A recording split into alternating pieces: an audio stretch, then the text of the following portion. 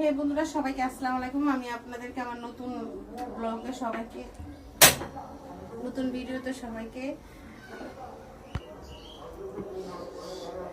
এখানে আমি এখন তেলটা দিয়ে দিয়েছি। তেলটা আপনাদেরকে দেখাইনি। এখন আমি এখানে এটা হচ্ছে পেঁয়াজ বাটা, আমি এটাকে এখন দিয়ে দিব, কারণ তেলটা যেহেতু গরম হয়ে যাচ্ছে আমি এটাকে এখন দিয়ে দেব।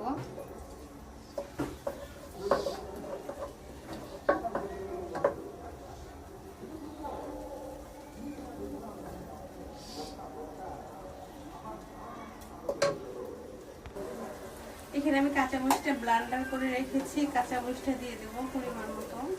যে যেরকম ঝাল খান ওরকম দিতে পারেন। গরুর মাংসটা যদি একটু ঝাল ঝাল না হয় খেতে কিন্তু তেমন একটা মজা লাগে না। গরুর মাংসটার ঝালটাই খুব ভালো লাগে। সুন্দর করে একটা নাড়া দিয়ে দেবো। এখন আমি এখানে আদা রসুন দিয়ে দেবো।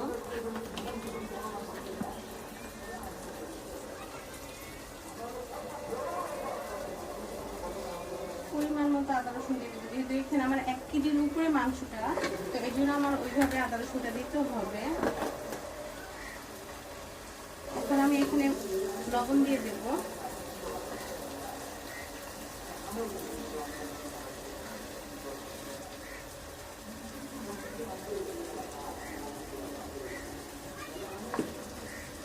সুন্দর করে লবণটা দিয়ে দিয়েছি। এখন আমি মশলাটাকে ভালো করে মিশিয়ে নেব, নাড়া দিয়ে দেব।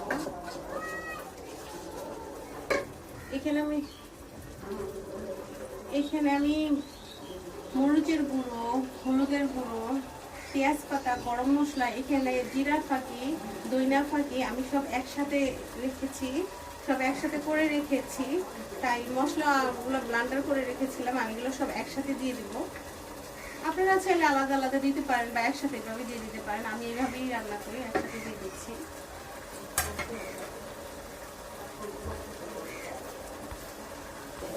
এখন যেহেতু আমি মশলাগুলো সব দিয়েছি, সুন্দর করে ভালোভাবে মশলাটাকে নাড়া দিয়ে দেবো, যাতে মশলাটা ভালোভাবে মিশে এটাকে আমি ভালোভাবে কষিয়ে দেব।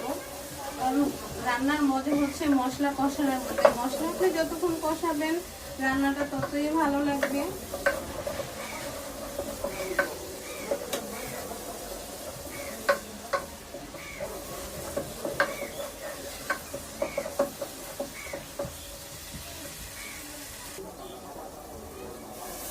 মশলাটা ভালোভাবে কষিয়ে নিয়েছি। এখন আমি মাংসটা দিয়ে দেবো। মাংসটা দেখেন, মাংসটা দিয়ে দিচ্ছি। মশলা কষানো হলে মাংসটা দিয়ে দিলে ভালোভাবে এভাবে নাড়া দিয়ে দেবো। কোরবানির মাংস কিন্তু সবসময় একটু তেলটা বেশিই থাকে, তো এই জন্য আমি তেলটা একটু কম দিয়েছি। যেহেতু এটা কোরবানির মাংস, এটাতে এমনিতেই তেল আছে, তাই আমি তেলটা কমিয়ে দিয়েছি। আজকে মহরম বলে আমরা চেয়েছিলাম একটু ভালো মন্দ রান্না করে খাবো, তাই আপনাদেরকে সেটাও শেয়ার করতেছি কি রান্না করবো। আমার স্বামী বলেছে বাচ্চাদেরকে নিয়ে ভালো মন্দ রান্না করে আজকে আমরা সবাই একসাথে মিলে বসে খাবো। কিন্তু দুঃখের বিষয় আমার স্বামীটা আসতে পারেনি, কারণ তার কাজ ছিল, তাই সে চলে গেছে, সে আসতে পারেনি। যাই হোক, আমরা আছি, আমরা খাবো।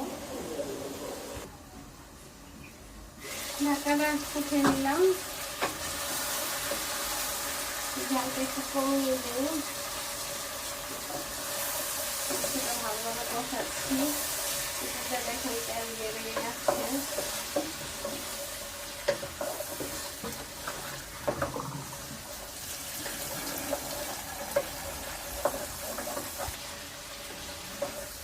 আমার কষানো শেষ, ভালোভাবে কষিয়েছি।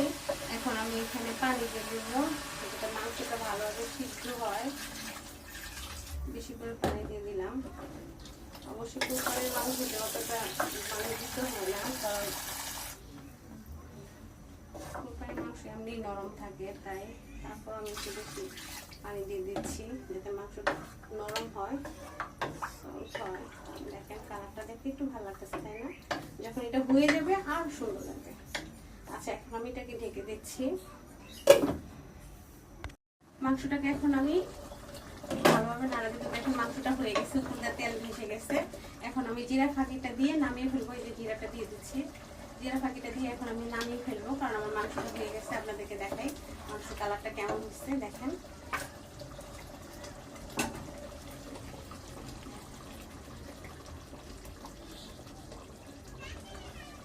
কালারটা কত সুন্দর।